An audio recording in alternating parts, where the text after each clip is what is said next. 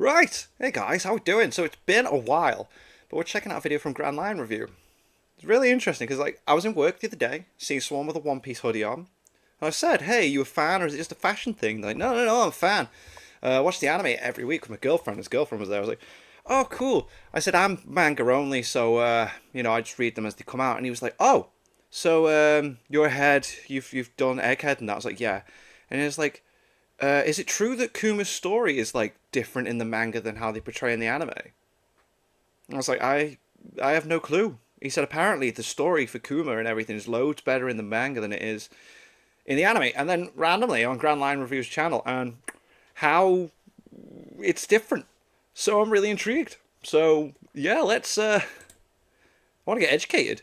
More changes have been made to the One Piece anime that were not in the manga, in some cases changing the perception and canon of various scenes, events, and characters, such as Mr. Bartholomew Bearman himself. In episode 1132, the anime shows us a very wrathful Bartholomew Kuma. In the manga, all we see is that Kuma arrives to the battlefield in South Blue, then a close-up of a very, very serious and angry man, and then we cut to the Revolutionary Army having won the battle, which, the way I've just explained it, makes it sound slightly underwhelming. But the key takeaway that Oda wants on these 2 pages is this expression on Kuma's face, because it tells us everything he's about to do without actually showing it. However, the anime chooses to then show us a lot of violence, with Kuma beating the crap out of knights, even using an Ursa shock, and we also cut to a close-up of blood dripping off his hand. Oh dear, okay. Afterwards, to emphasize the brutality of this rampage. It's a very interesting exercise in the seen versus the unseen. Personally, I think that the way that it happened in the manga was slightly stronger, because I really liked seeing that look on Kuma's face and having me question just how far like what did he do? Oh my god, yeah, and then you're like, okay, he's going to go, and not knowing. My imagination had to insert the ensuing events. However, I think there's a very good argument to be made for the way the anime handled it as well, because watching Kuma beat the crap out of people is quite cathartic, a very necessary release of anger after Ginny's capture, and if anything, I wish they'd made this fight scene a bit more brutal if we are going to go all out in that direction. Yeah, like if you're gonna commit, do it, commit to the bit.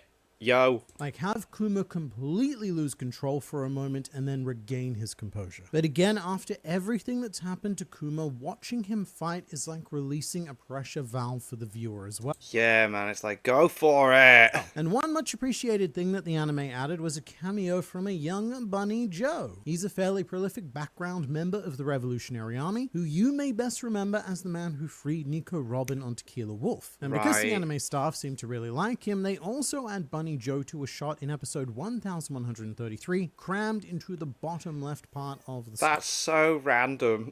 screen. Mr. Bunny Joe, not in the manga, not in this part of the manga anyway. But because the Revolutionary Army is such an unexplored entity, I always like when the anime takes opportunities like this. It's not much, but it is nice to see that little bit more historical cohesion within the group. However, by far the biggest creative change to this episode was the anime's decision to show us Ginny's face after being afflicted with sapphire scales. So I've gone on and on about this in other videos, so I'll keep it as brief as I can here. But in the manga, Eiichiro Oda made the choice not to show the reader any part of Ginny's face. The most we saw was a completely blacked out silhouette, and this was out of respect for the character. Ginny did not want Kuma to see her like this. She wanted to be remembered the way that Kuma last saw her. And what Eiichiro Oda did was he gave the readers that experience as well. We never see Ginny at her worst, ravaged by the disease. And the last time we see her in her entirety is the previous chapter in the prime of her life. Happy and smiling. That is our memory of Ginny. So on principle, I don't know if I'm a huge fan that the anime showed Ginny's face. Not only that, but they showed it over and over and over again. Okay, so repeatedly as well. Again, however, it did give us 2 pretty amazing moments. The first was a bit of filler with baby Bonnie on the ship to the Sorbet Kingdom. Bonnie reaches out to touch one of Ginny's sapphires, and this is adorably heartbreaking. Knowing that these beautiful jewels that baby Bonnie is so entranced by are going to go on to completely destroy her life. But it's also the only moment of mother-daughter bonding that we see in either the anime or the manga. The manga especially has nothing like this. yeah. So it is definitely nice to see that connection between Bonnie and Ginny. And the second thing of interest is that due to being able to see her face, the anime chooses to have Ginny die with a smile. So she's given a Will of D death, which is nice because it justifiably solidifies her in the pantheon of tragic flashback figures who have died with smiles like Kozuki Oden, Dr. Hirolook, Belmare, and so on. And in a weird way that only kind of exists in One Piece, dying in this manner also gives the viewers permission to move on pretty quickly.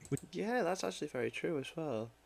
Because you're kind of like, oh, okay, they're happy with it. Let's go. Yeah, all right, cool. Which we do need to do because our focus immediately switches to Bonnie. And so having the knowledge that Ginny died with a smile on her face and that her will now lives on is a different but not at all bad move from the anime. And also this scene ends in a very lovely way with the sun moving up and covering baby Bonnie, giving us that very blatant symbol of light re-entering Kuma's world, and also a bit of foreshadowing, or in this case, forelighting of Bonnie's forelighting, future. yes. But what I think this episode does best is that it gives us a lot more time of Bonnie's childhood. There is a ton more time with baby Bonnie in particular. We see her crawling and taking her first steps, and then the montage of her growing up is significantly extended from what it was in the manga. Because in the manga, Bonnie's good years add up to about a single page. Eiichiro Oda has this tendency to kind of blitz through mundane history. He just likes to hit a few key points and then it is straight back to the heart-wrenching drama. And I get why. For the pacing of the manga, it's pretty essential that you keep chapters moving and that you don't spend too much time exploring the same idea. For the anime, however, they have the luxury of being able to linger in spaces like this, which can hold attention and emotion through the addition of music and cute voices. Yeah, like sound definitely adds to it, and that you got music in the background, you got voices and everything. Yeah, it adds to it. It keeps your attention on it. Yeah. Acting. And long story less long, I really appreciated seeing more of the blissful, mundane years of Bonnie. Okay, that is Kuma. nice. Especially for Kuma because he doesn't get a lot of high points in One Piece. So when they do arrive, not at all. I don't want them to end. I want him to hold on to them for just a little bit longer. However, the anime also made a very expected edit where in the manga, Bonnie sticks her middle finger up at the kids who are calling her a vampire. And in the anime, this is changed to a fist, which I personally find much more disconcerting, as it now looks like Bonnie is threatening to fist Yeah, they should have just kept with the... okay. them. But the One Piece anime has a long history of censoring Oda's surprisingly frequent use of the middle finger, I guess not wanting to encourage children to emulate said behavior. And there's also a small but I think quite relevant edit to the part where Kuma does the Nika dance for Bonnie. In the manga, Kuma also sings the drums of liberation as he does the dance. You know, the doom da da da.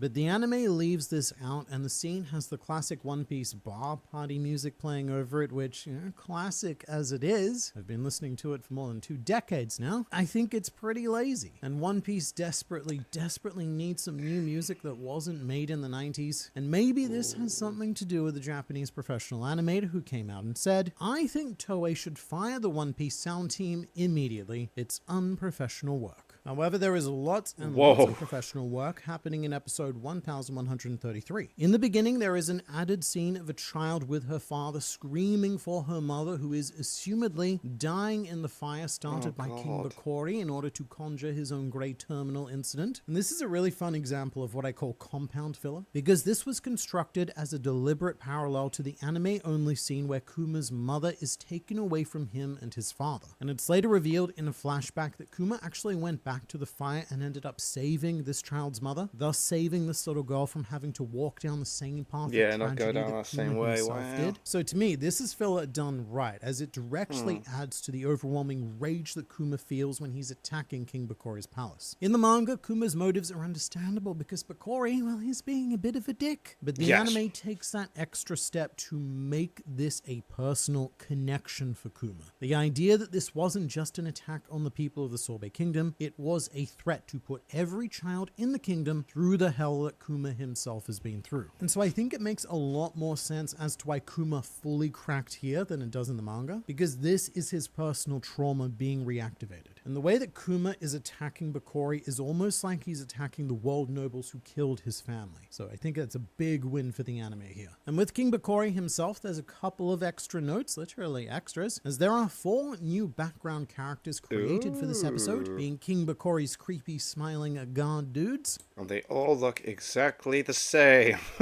all of which remind me a bit of Nanika from Hunter x Hunter. Oh, yeah, a little bit. And it's almost as if they're wearing masks, like a Commedia dell'arte mask denoting an archetypal kind of character. So Bakori is just surrounded by these hollow caricatures, and it does a very good job of removing all humanity from these people, carrying out the slaughter of civilians with these twisted false joy boy smiles. And when Kuma does attack, Bakori fires at him, which didn't happen in the manga, and apparently, according to the anime, Buccaneer bodies are completely bulletproof. In fact, even Kuma's clothes are bulletproof because Bakori's bullets bounce right off the fabric, which isn't very consistent with how Buccaneer bodies function in the world of One Piece, especially because Kuma's father was killed by a single bullet and Kuma himself was pierced by an arrow in the back. Come on. A fairly generic arrow on God Valley. So, mate, as cool as it is to make Kuma look like a man of steel here, I don't think this is a very well thought out piece of filler. Not very consistent at all there, but okay, never mind. Unlike the scene where Bakori returns with the Marines. As is pretty standard for Oda with Kuma, and as we're used to through these videos now, a lot of the action here takes place off-screen in the manga. We just see the ships, we then see a close-up of Bakori, then Kuma, and we immediately cut to the aftermath of the ships having been destroyed. And something I do quite appreciate here is that the anime decided to invest in a short but extremely well-animated sequence of Kuma jumping into the air, conjuring a shockwave, and delivering it. Typically, I'm not a huge fan of anime-only action, because throughout most of the history of One Piece, it tends to be extremely lackluster. One, because they don't have the manga to use as a storyboard guide, and two, because filler historically needs to be added as cheaply as possible. And action scenes don't really go well with low budget, so it mostly just ends up looking that looked alright. Not in this case, though, because the anime has really stepped up its game with original action sequences of late, dedicating time, money, and talent to what has been, for most of its run, by far its weakest area. And they also added a couple of reaction shots to this sequence, with the standout one being this Marine looking up at Kuma in the air, and look, there's no confirmation of this, but I am convinced that this is a reference to that meme of Willem Dafoe looking up, because this image is it's just so it looks exactly the same, I think that someone at Toei Animation was just having a bit of fun. And as we move on, we have a young Bello Betty appearing in episode 1133, and something that I forgot to bring up in the previous video is a very confusing question that we had as fans reading the manga at the time. When chapter 1097 came out, we had that group shot of the Revolutionary Army, and in the bottom right, you can see a woman who was suspected to be Bello Betty, the eventual commander of the East Army. And the anime confirms that this is indeed Bello Betty. However, there's actually an Oda inconsistency here because this doesn't match up very well with the timeline. Because Bello Betty in our current time is 34 years old. Okay. And this event took place 22 years ago. So Bello Betty in this manga panel and subsequently this anime screenshot would be 12 years old. So in this appearance, she's supposedly the same age as Jewelry Bonnie is in the modern day. And I know that this is anime we're talking about, but there is nothing you can say to convince me that this fully grown woman is a 12-year-old. At least not again. We've already done that once with Bonnie. And what it took to make it... I mean, it kind of worked with Bonnie, didn't it? With her power and that, which is fine. Work was one of the most overpowered magical fruits in all of fictional existence. And look, sometimes, I don't know if this is just me and my headspace, maybe it is, but you let me know if you saw this as well, because there's part of the scene where Kuma brings Bonnie to see Vegapunk, where Vegapunk is marveling at Kuma's body, and not only staring right into his crotch, but also pretty blatantly grabbing it. And because Vegapunk always has his tongue out, it looks like the beginning of some very Oh, God, come on. Creative Rule 34. Although a couple of rules are broken in episode 1134. Quite a bit of filler in this one, mostly these small dialogue extensions. For example, Saint Saturn's dialogue is extended by having him speak to Vegapunk before issuing the conditions to Kuma, and they have this brief back and forth about the impact of using Kuma's body for the Pacifist Project, with Saturn sharing his concern about the perception of using a world-renowned criminal as the face of their peace program. And this is a very cool little addition actually, because it very much highlights the differences between Saturn and Vegapunk in the realm of science, with Vegapunk being portrayed as the more pure scientist, completely unconcerned with the symbology and politics of Kuma. All he cares about is that the science lines up, and there will never be a better candidate to bring this science to life. Meanwhile, Saint Saturn cares a lot less about the science itself, and more about how that science can be used as propaganda for the world government. So it's a small but good addition, I think. Sometimes anime original dialogue can feel a bit empty and hollow. Yeah, like, it does... Because it's filler, it's already going in the direction that it's meant to anyway. It's like conversations can just feel like they're just there to fill time.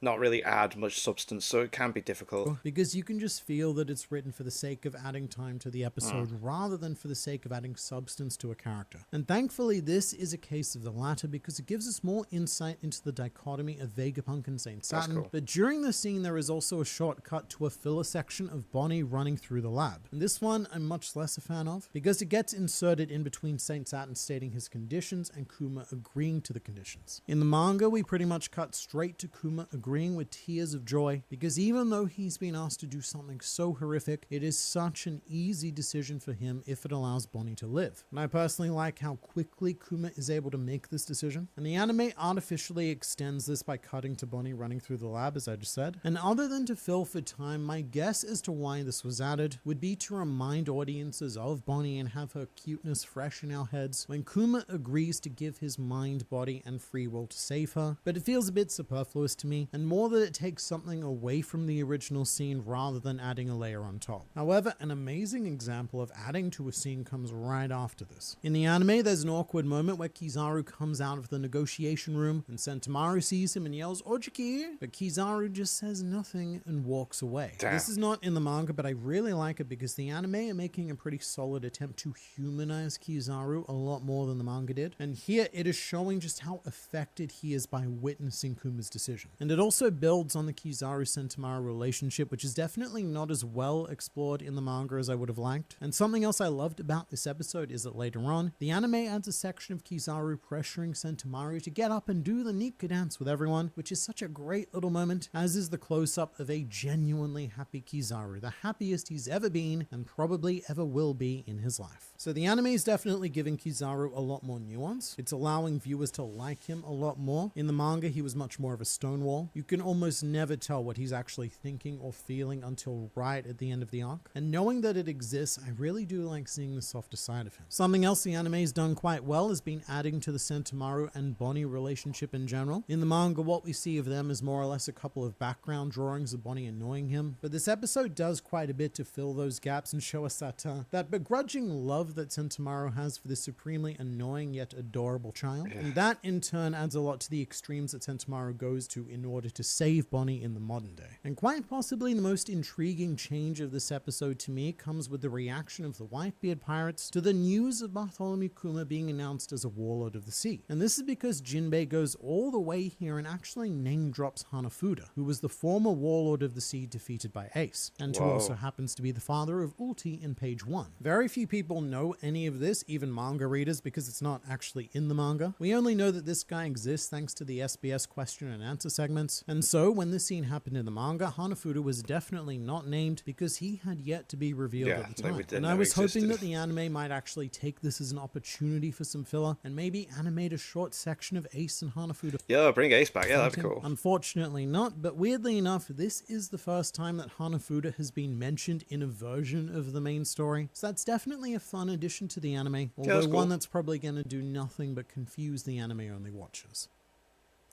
Huh, so yeah, interesting choice.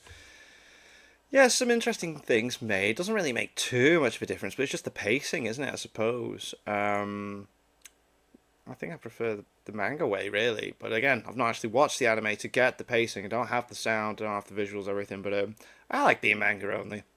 And I like just reading them as the volumes come out. What volume am I up to at the moment? 109. So I've got 109 volumes of One Piece right now. Yeah. And as soon as Mark does a review on the next arc, I'll probably do a speed catch up and then react to that. But yeah, it's cool. I like One Piece has now just become like this casual thing that I'm enjoying and part of, rather than trying to catch up and understand. It's cool. But anyway, I think that's one more Grand Line video that I want to check out while I was on the channel, which is really random, but I'm not going to say what, but just came out recently, and I think it'll make more sense when I react to it. But anyway, thanks very much for watching.